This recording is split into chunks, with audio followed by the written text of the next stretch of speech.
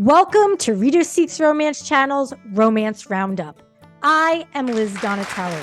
And I'm Libby Kay, author of the sweet romance series Buckeye Falls. Libby and I are excited to share must-read indie romances from the 2020s for you to add to your to-read lists. And Jenna Levine, USA Today bestselling author of paranormal romance My Roommate is a Vampire, joins us for a chat. Also, our paranormal romance ebook bundle giveaway is still happening. It ends on October 20th, 2023. Check out episode 4 of Romance Roundup for details. If you're listening to us on Podbean or your podcast app of choice, then be sure to like, share, and subscribe. Also, watch Romance Roundup on Reader Seeks Romance's YouTube channel for fun graphics and visual effects, as well as exclusive bonus content. Be sure to like and subscribe. Libby, let the roundup begin.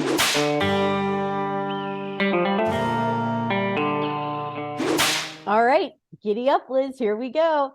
So the first one I'm going to talk about, and I have them all with me today because you know I like a good show and tell. How to Kiss Your Best Friend by Jenny Proctor. It came out in May of 22 from 4 Petal Press. And that's petals like the petals on a flower. It is the first of the How to Kiss a Hawthorne Brothers book in the series. And I have read half of them, so 2 of them, if my math is correct.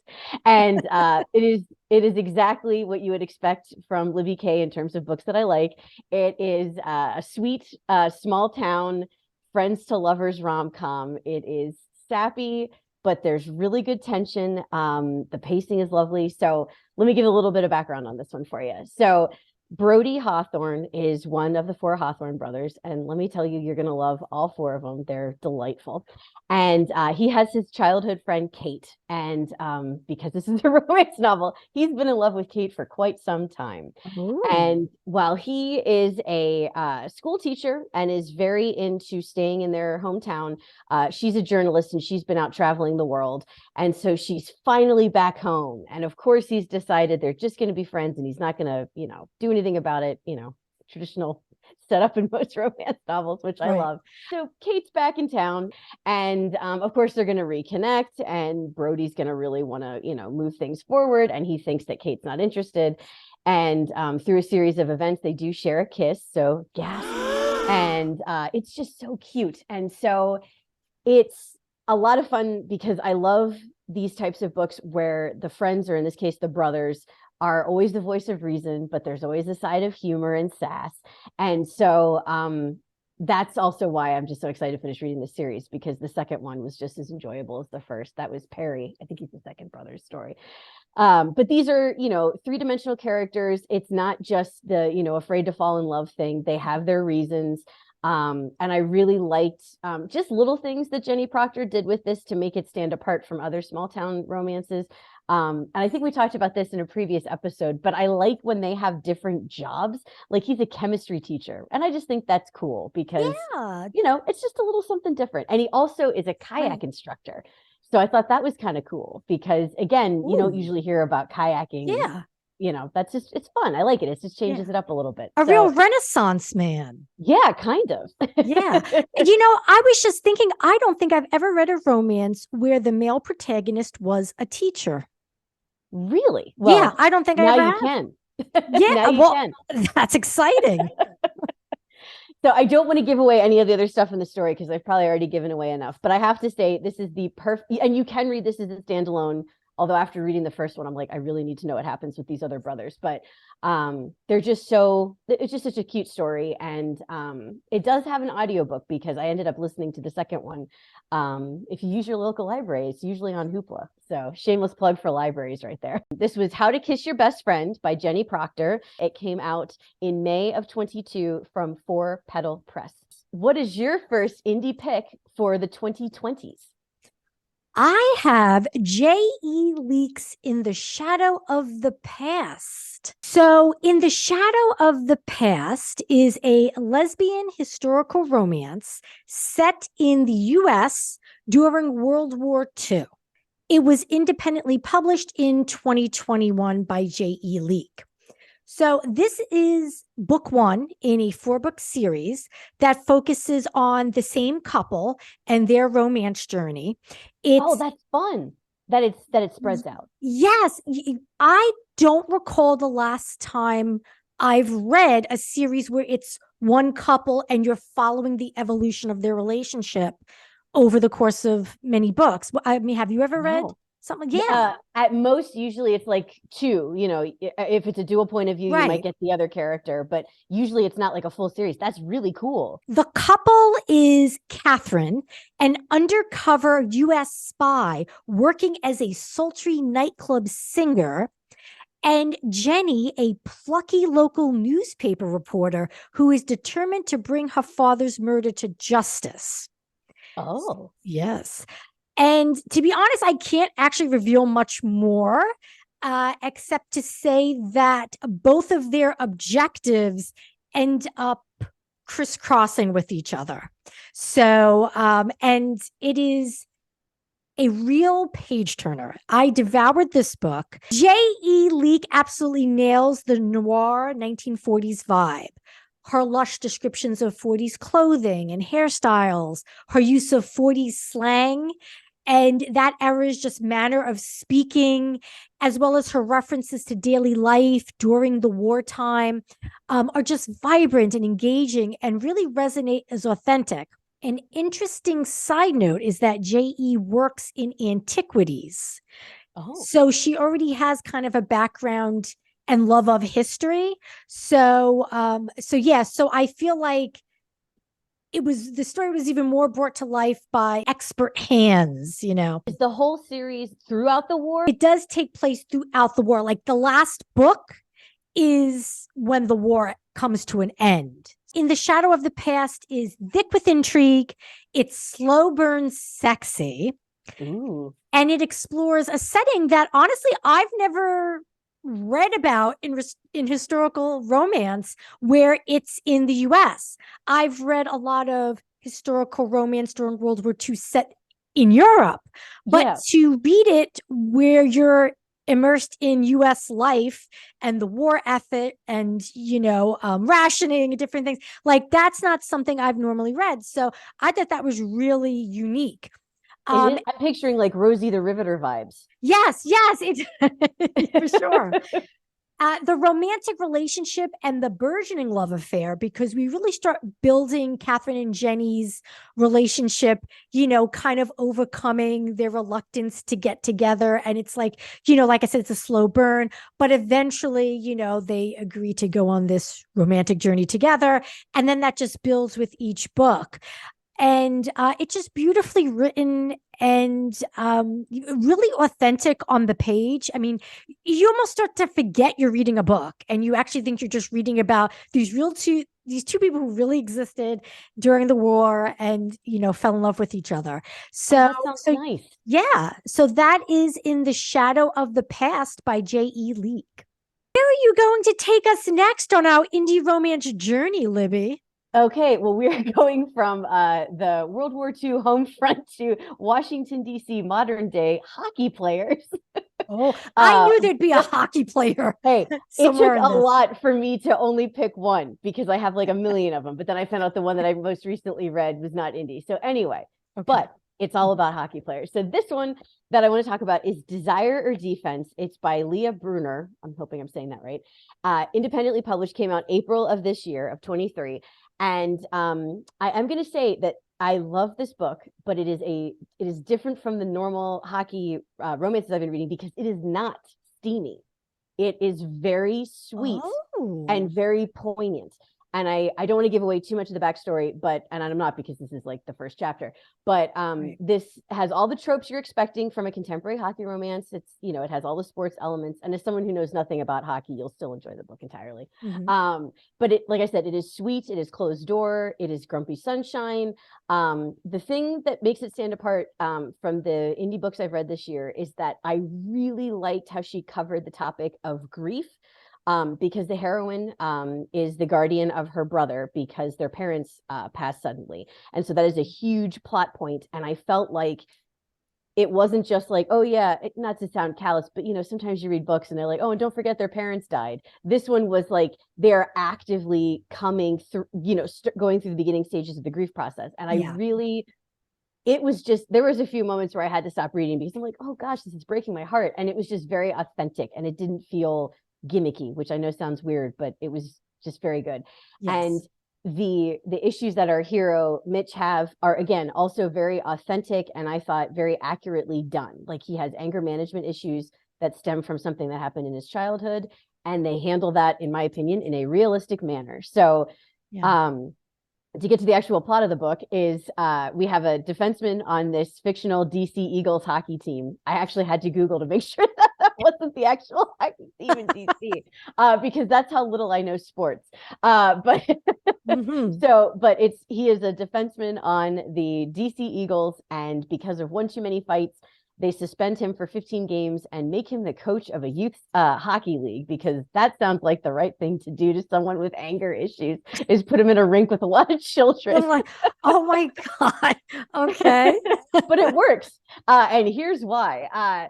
Our hero, Andy, her brother, Noah, also is, as I mentioned, going through the grieving process. And he and Mitch just at first butt heads, and then immediately they have this connection. And so the story follows kind of Mitch finding his way, Andy finding her way, and then the two of them finding their way together. So, and I won't give up any more of the plot on that, but like I said, it was super sweet.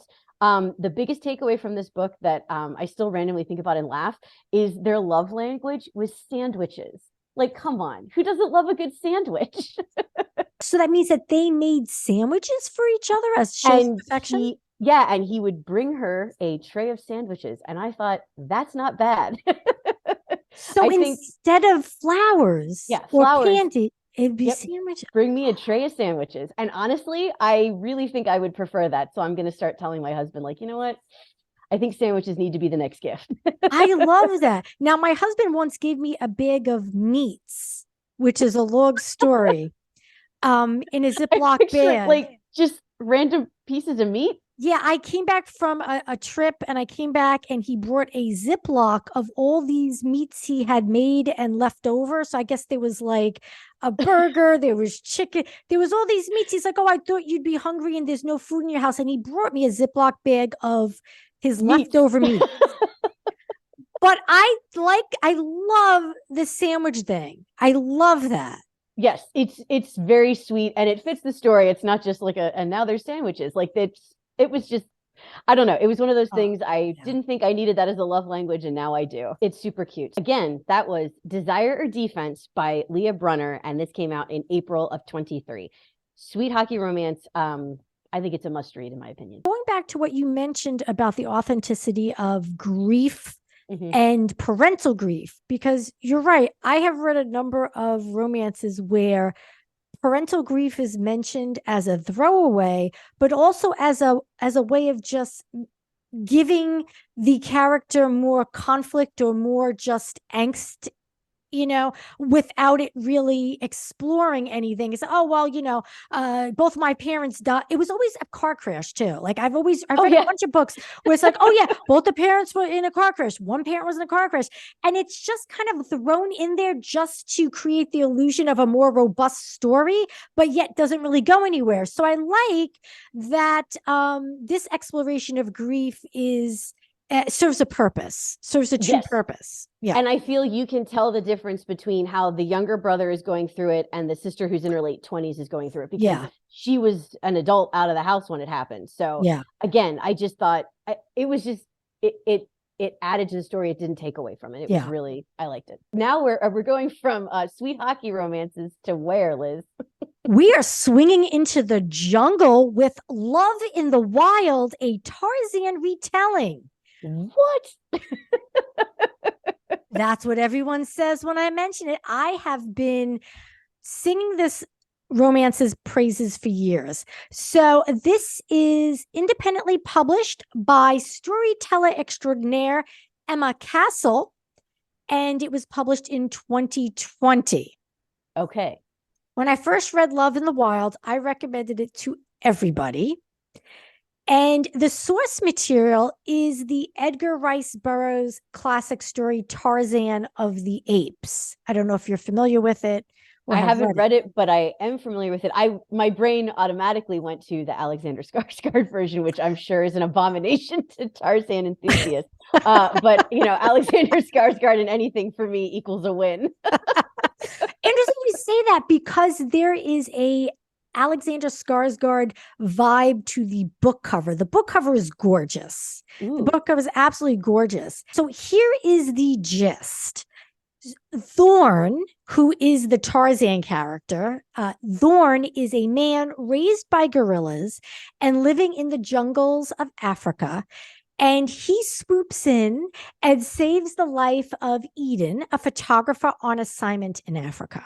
Thorn takes Eden back to his jungle home in a treetop, and she is compelled by his beauty and seeks to uncover Thorn's mysterious past. Thorn immediately imprints on Eden and recognizes her as his mate, his partner, which normally that type of imprinting insta love, you're like, oh, yeah. But keep in mind, he was raised in the wild By gorillas, you said. Right. So imprinting, sexual imprinting, romantic imprinting, is makes sense for his particular character. So actually, it doesn't sound as fantastical as it might. But what's good is that Eden doesn't follow suit and is like, okay, well, you think I'm your mate, so I love you now. It does take Eden time to build the love on her end. I can't really reveal much because there's a lot of story that I really wouldn't want to ruin for anyone because it's just fantastic to read and discover on your own for the first time. Emma Castle does a fantastic job of writing a believable, compelling romance as opposed to a cartoonish parody of Tarzan, which is probably what readers, think of or what comes to mind. It's a steamy romance with a lot of heart. It's beautifully written. The descriptions of the natural world that Thorn inhabits is so rich. There's some genuinely entertaining fish out of water humor that you don't really see coming. And it's like, oh, that is really funny. There's also a dash of magic. Oh. Which is unexpected, but welcome. And it's just beautifully executed on every level. And Emma respectfully writes of tribal life in Africa. Oh, that's interesting. And there's even an author note at the beginning detailing the efforts she took to make sure she was respectful. That's really nice. Yeah. So it's not like hokey. And I rarely say this, but I would love to reread Love in the Wild. As I was preparing for this episode, I was like, I really, really want to reread it. And actually, I did interview Emma on episode 16 of Reader Seeks Romance on YouTube. If you'd like to learn more about the behind the scenes of writing the novel, or even behind the scenes of creating the book cover, because there's a great story behind that. But so that is Love in the Wild by Emma Castle. Where to next, Libby? All right. Well, I went from sweet to unbelievably steamy. My next one is Don't You Dare by C. Ricci, independently published in March of 22. This is a standalone romance, and it is unbelievably steamy and so good. Like, oh my God. So it is a gay romance. It features two male leads. It is considered new adult because it takes place in college, which we all know is not usually my favorite. I usually like things that are a little older in age, but this was one of those that was all over Book Talk and Bookstagram, and I couldn't avoid it. And I thought, you know what, to heck with it, I'm just going to get it. So I'm so glad I did. So basically the gist of it is, and I don't want to give too much away because it is like an emotional roller coaster. Like, yes, it's steamy, but I was getting ridiculously invested in these two guys. So it follows Keen and Aspen, like the city. They are childhood friends. They grew up together. They went to high school together. And at the end of high school, they end up playing a very steamy, lustful game of Don't You Dare. And they end up sharing a very passionate kiss.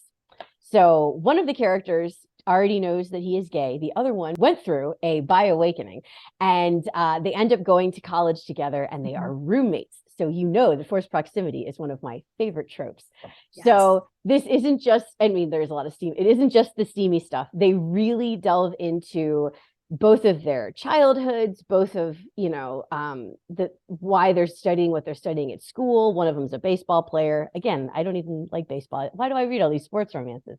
But one of them's a baseball player. The other one is, I just remember he had a leather jacket all the time. I can't even remember what he did in school. He wore a leather jacket. He was the cool guy. Yeah, he was the cool guy. He stood in a corner and smoked cigarettes or something. Actually, I don't think he smoked. I'm thinking of something else. But anyway, the point is, so it follows these two as friends. And I really liked how it talked about their sexuality. It talked about their feelings about other relationships in their life.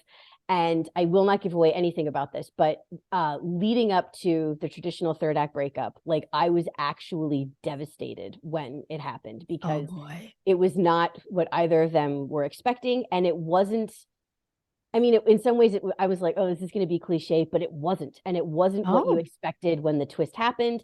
And their reactions were not what I expected. And that's what I liked. Like the one person you would think, I think this guy is going to be the one to do it. And it was the opposite. And it was just so good.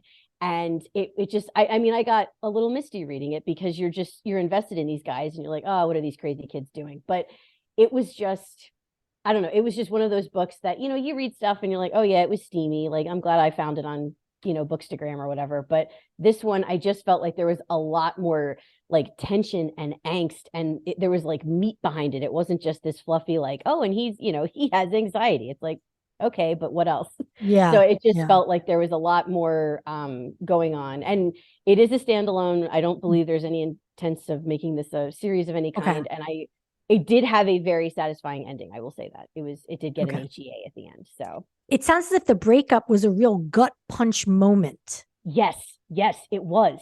And those are the ones that, man, they get you. And you just feel this visceral, like, oh God, I don't want, like, you feel sick to your stomach. And I wonder what it is about certain romances that resonate with us in such a way that we physically feel sick by the thought of them being separated. Yes, because they Ricci makes such a point of, showing, not just telling how these were literal childhood friends. Like they had, similar upbringings, but they always were each other's rock. And so having their relationship shift and then having this, impediment come up and shape how they decide to be together in the end. It was just, I mean, I felt so invested. It was ridiculous. And just really, and I'm going to try to find some more of Ricci's books because I'm hoping they're all this gut wrenching because I don't like that all the time. That's why I gravitate towards sweet stuff. But sometimes I just want my heart ripped out knowing it'll get put back in though. I don't like, just sad books for the sake of sad. But this one was one that I definitely felt was worth all the hype I was seeing on social media. I definitely, if you're up for something that's super steamy and super angsty, I would definitely read Don't You Dare by C. Ricci. Like I said, independently published, came out last spring. Wow. Now, I have to ask, how do you play Don't You Dare? It's basically like, it makes me think of, no, this is in no way what it was like, but it makes me think of the scene in A Christmas Carol where, or no, not A Christmas Carol, A Christmas Story, where they jump right ahead to the triple dog dare-ya. And so it's kind of like Truth or Dare. So, okay. Yeah. Don't you dare. So, but I like that. That's sexy. Don't you dare. No, trust me, it's sexy as hell. I bet it is. Are we allowed to swear on this show? Why? What do you want to say? Oh, I just said sexy as hell. I just no, that's fine. That's fine. Liz, we have gone from my steamy pseudo baseball college romance. What is next on our list of indie reads picks? Well, now we go to another planet. All right. We're all over the place today, and I'm here for it. Yes, we are. I have chosen an alien abduction sci-fi romance called Strangelove by New York Times and USA Today bestselling author Anne Aguirre, who independently published this novel in 2020. Ooh. And as you know, Libby, this is a book that was highly recommended to me, to you, to everyone in our book club by our fellow book clubber. This is book 1 in Galactic Love. It is a 3-book series, and this series promises seriously awkward characters, talking pets, big consent energy, and extreme softness. So that gives you an overview of what the series you could expect in the series and also in Strangelove. I'm loving the description, so please tell me more. Strangelove is a perfect sci-fi romance between a cinnamon roll alien, Xylar, and a human woman, Beryl, who's seeking to find her place in the universe. Actually, both of them are trying to find their place. Beryl is accidentally abducted from Earth, specifically St. Louis, by Xylar, who is considered a loser on his planet. Oh. Xylar is in search of a nest guardian to present at the Barith colony's annual choosing ceremony. And if he fails to do so, then he will lose his chance to ever have a mate. Oh, I know. Poor Xylar. I know, he's such a sweetheart. There's not much more I could go into without spoiling things, but there is a talking dog. So Beryl's dog is abducted with her because she's walking her dog when there's the abduction. What kind of dog is it? I don't remember. It's a little one. I don't know. Oh, okay. I didn't know if it was like a big, cute, like. No. It's a little dog. It's a little dog, and the dog does not speak when it's on Earth, but it does speak when it is on the planet. On this Barath colony. Okay. So what's interesting about the story is that neither one of them are attracted to each other. They both find each other kind of repulsive because he finds humans strange looking. She finds him strange looking. And there's a picture of Xylar on the book cover. And it almost looks like from Terminator or something. Like, not. You mean like the first one or the second one? Where he's like the silver puddly guy in the second one? No, it looks like a pod head. I don't even know what that means. In Terminator? Maybe it is a Terminator. Are you thinking Predator? You're thinking Predator. Yes, I'm sorry. You're right. I'm thinking of Predator. I know my Schwarzenegger movies. Okay, yeah, you do. It looks almost like a big insect head type of thing. Oh, okay. Like an arthropod, arthropod, one of those. Yeah. Okay. It looks like a pod head. So Beryl agrees to be his nest guardian for the choosing ceremony, and they do fall for each other in a really sweet opposites attract romance. It's very funny, and mostly from their miscommunication because they speak to each other not really in the same language. At one point, it's so strange. I highlighted this line in Strangelove. Beryl at one point says that she's so hungry she would slap a nun for a ham sandwich. And I highlighted that because, I thought that was really funny. It was a really funny turn of phrase. Awesome. Yeah, I feel like we should use that in our everyday life. I think we should. It is just strangely wonderful. And it sounds crazy to say that it's an authentic love story. You really believe that they have fallen in love and they're both each other's support system and champion. So yeah, it's a really sweet alien romance, Strangelove by Anna Aguirre. You might have convinced me. If nothing else, I'm just intrigued by all of the descriptions. Oh, and there is sex. Okay. I mean, I figured this had to have a certain level of steam. Yeah. Again, no judgment. Steamy. Yeah. It's like, it's appropriately sexual. Okay. I like it.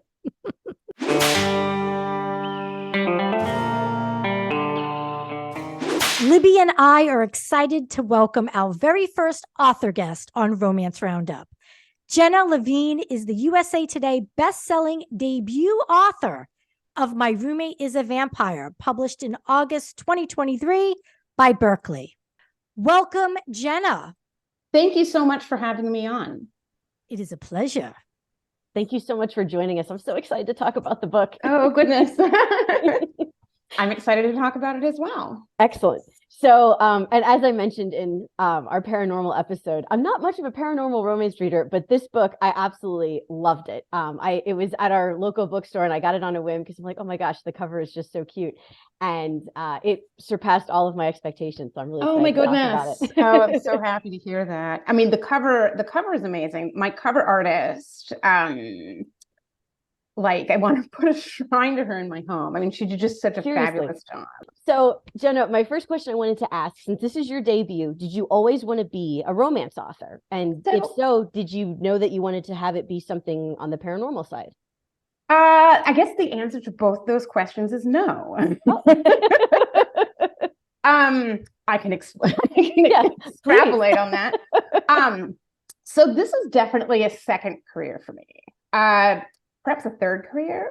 I've been a practicing attorney for more than 20 years.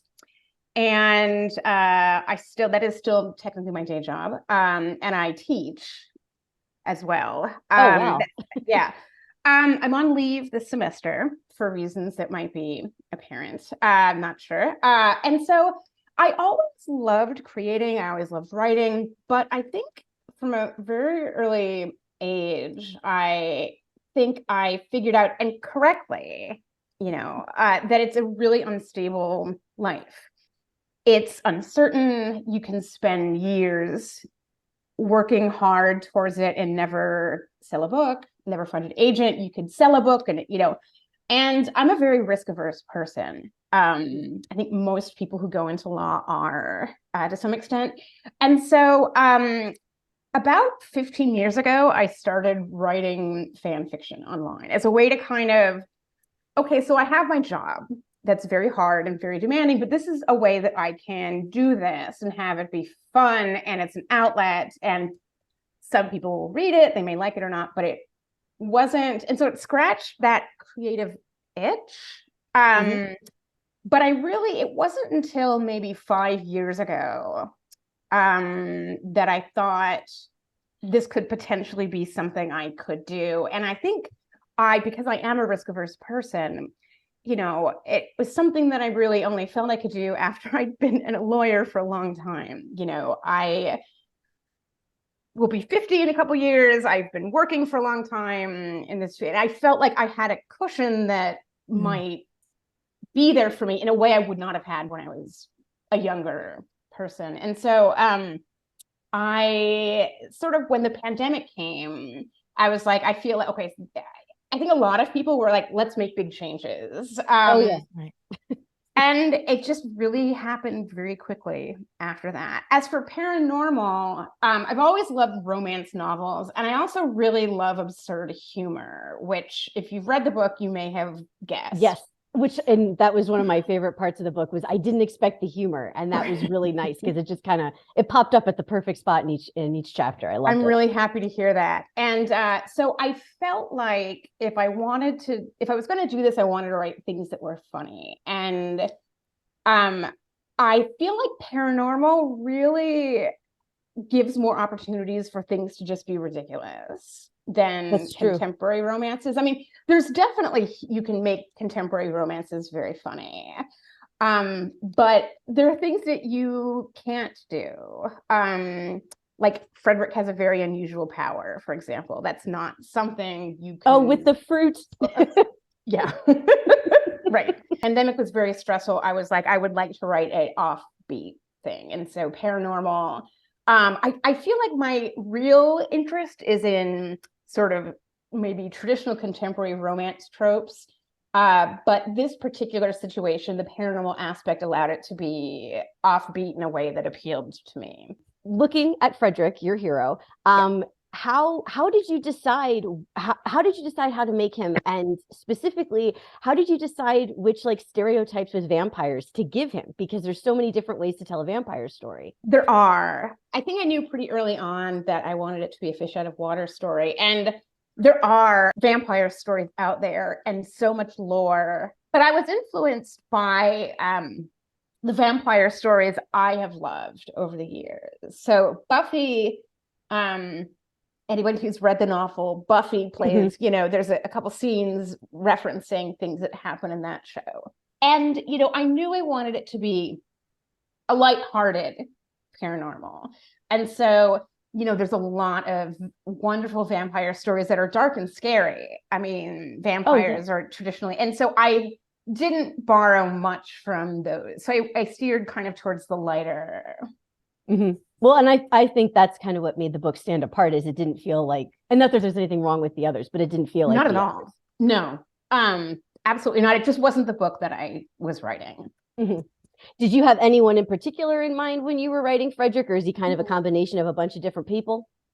Yeah, you know, a lot of people have asked me who my fan cast is. And I really don't have one. I don't really picture, I guess I'm not a very visual person. My daughter is an artist, and she like thinks in shapes and pictures, and I really don't. Like, tall, dark, and handsome, like that. I mean, just generic, just tall, broad-shouldered, hot. Like, I didn't really, you know. But yeah, I get asked that a lot, and there really isn't anyone. No, I mean, it was, tall, dark, and handsome is basically, especially in the Nordstrom scene, I was like, yeah. I immediately said to my husband, I'm like, hey babe, I think we need to go to Nordstrom for some new jeans. Right. And so kind of shifting gears to Cassie, your heroine, because you kind of just alluded to the art thing. Was it harder or easier to write Cassie since she's just a human? In some ways, she was harder. Like, in a lot of ways, I identify with Frederick more, not the whole vampire thing. But like, I, in a lot of ways, feel like I'm kind of lost and confused in the modern age. Like, the Taylor Swift stuff and the Instagram stuff, all of that was a bit of a self-insert. I have nothing against Taylor Swift. I just am maybe not her demographic. And I feel like, especially since the romance reading and writing community trends considerably younger than me, a lot of it, like a lot of sort of what I'm learning, having to learn how to navigate, like TikTok.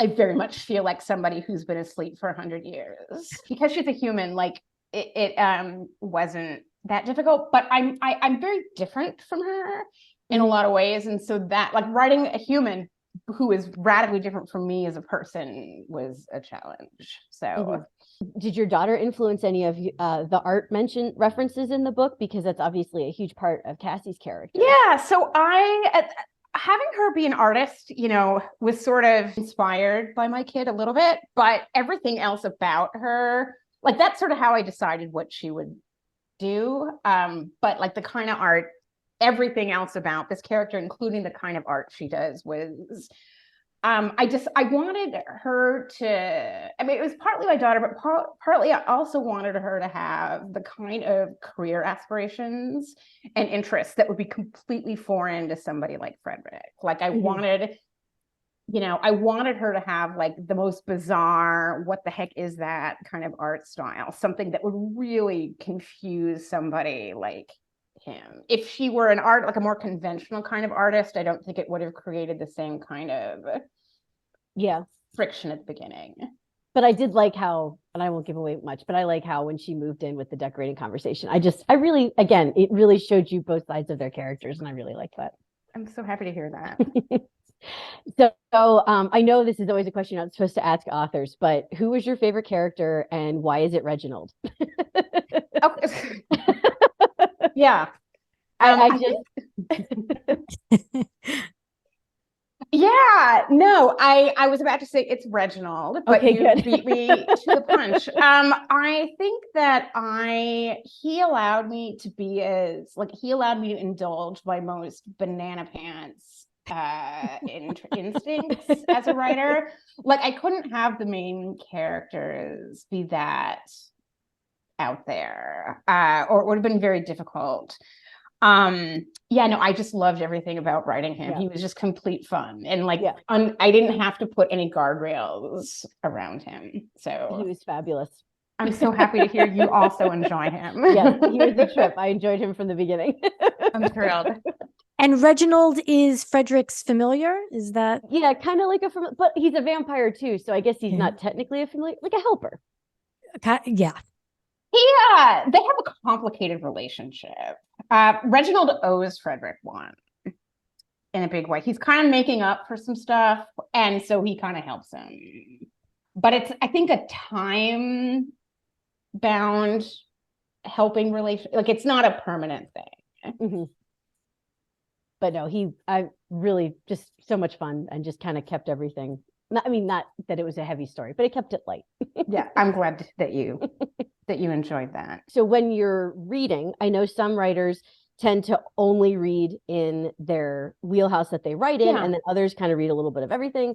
Have you noticed, since you've written this book, do you gravitate towards any more, vampire stories, or are you kind of like, I'm done with the vampire thing for now? So I've always really been drawn to, I read a lot of romance, but I think especially now that I write it, I'm veering a little more towards the more paranormal, and some fantasy books as well. I've always really enjoyed fantasy. And I don't think I have the chops to do it. Like, I think that it's probably because there's so much world building. But I really do enjoy, I know romantasy is having a huge resurgence right now, and I've enjoyed, I actually was on deadline for a while, so I haven't read much in the past, 3 months. Mm-hmm. But my deadline happened today. And so congratulations. Thank you. Thank you. If I seem like a little giddy, that's probably why. And so I have a big stack of things that I'm looking forward to reading. Awesome. Now that I have the brain space to focus. But yeah, this is a long way of saying I read pretty widely. Nice. So with the world building, did you, not to ask you where you live, but are you familiar with, Chicago is obviously the setting. Is that a place that you're very familiar with, or just that you like to visit? And is that both? So okay. I don't live in Chicago now, but I did when I was a much younger person, and it has a special place in my heart. And I am familiar with it. I do enjoy visiting. I think it's a fabulous city. Yeah. And I chose it because I have fond associations with it, but it's been a long time since I've lived there. No, but it was a fun, third character. I liked seeing them navigate through Chicago. So fabulous. Fabulous. I'm glad to hear it. Thank you. Yeah. Thank you. So those were the big book questions I had. Liz, did you want to talk about Jenna the Reader? Yes. And before I do that, I have to say, Jenna, that you are further proof for my theory that all lawyers become romance writers. All of us. Every single one. I have interviewed so many authors who were lawyers or currently practicing lawyers. Yep. And I think someone needs to do research and write a thesis paper on this, because this is amazing. Oh, I know exactly why. Well, I guess now you're going to have to share why that being a lawyer is hard and stressful. Yeah, it's a thing. It's a thing. It is definitely a thing. So I wasn't surprised when I read about your law career. I was like, of course, it makes sense. Yeah. Mm-hmm. It makes absolute sense. I'd love to know, what's the first romance novel that you ever read? So I read Lisa Kleypas's stuff a while ago, which is radically different from what I write. So good. I love her stuff. Yes, those were kind of my gateway romance novels. And I loved just her prose is amazing. And I loved how she had, here are 5 siblings. They all need to get married. Here's the first sibling. Oh, he's a rake in need of reforming. Will he ever get married? Oh, he does. And then here's the sister. She's the wallflower. And I just really, I don't think she was a lawyer. I have to research that now. I know. But those were some of my earliest. Okay. What age would you say you were when you were reading Lisa Kleypas? I actually don't even remember. 10 years ago. I definitely am not somebody who read romance novels her whole life. Okay. I think I subscribed to the whole romance is not something very serious Jenna needs to. And I mean, that was a long time ago. I don't at all feel that way anymore. Let's say a decade ago. Excellent. So, what are some must-read romances that you feel our readers should add to their to-read lists? So, I have a couple. One, and they're all either recently out or about to come out. Okay. One of them is You with a View by Jessica Joyce. I just gushed about that in a previous episode. I love that book. I mean, Jessica is a darling person, for starters. And her book is just so sweet. It's just so lovely and it feels like a warm hug. I loved the secondary characters, the grandpa in that book. I want to just bake him warm cookies. I know. Really, really loved that book. And so that's one. Okay.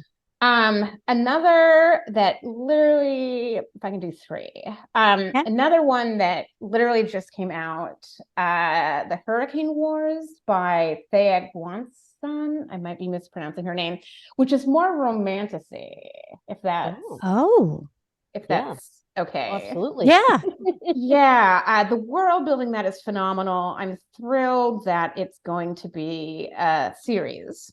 Oh, cool. And then another one that is coming out in a month. So one great thing about being a writer is an author is you get books for free. Yes. And one of them that's coming out, I think around Thanksgiving, is called A Demon's Guide to Wooing a Witch by Sarah Holly. Right. Yes. Yes. So she has a series of she had another one actually, which I also recommend, Demon's Guide to Fake Dating a Demon. Her titles are slightly a mouthful. Yes. I was lucky enough to actually blurb the second one. And it's just, it features, a bad boy, the tough as nails, which puts him in his place and kicks his ass, and he loves her for it. Nice. And it was really just witty and it was hilarious. And I just really, really enjoyed it. And I'm excited to see more people able to enjoy it when it comes out in a month. Excellent. Now, when you're asked by an author to give a blurb for their upcoming novel, like, do you feel like that's the measure of success? Like, I've made it. I'm blurbing authors' books. Like, it's pretty cool. It's pretty cool, I have to say. Yeah, no, it's pretty awesome. Nice. Well, thank you for sharing your book, Rex. Yeah. Seriously, this was such a treat. Really enjoyed it. And I cannot recommend it enough for paranormal fans and non-paranormal fans alike. It's a story that just works. Oh, thank you so much. I'm thrilled. Thank you for joining us, Jenna. And that is our roundup. Be sure to subscribe to Reader Seeks Romance on YouTube so that you don't miss out on bonus content and extras. And be sure to subscribe to Romance Roundup on Podbean or your preferred podcast app. Thanks for joining us, romance readers. Happy reading, everyone.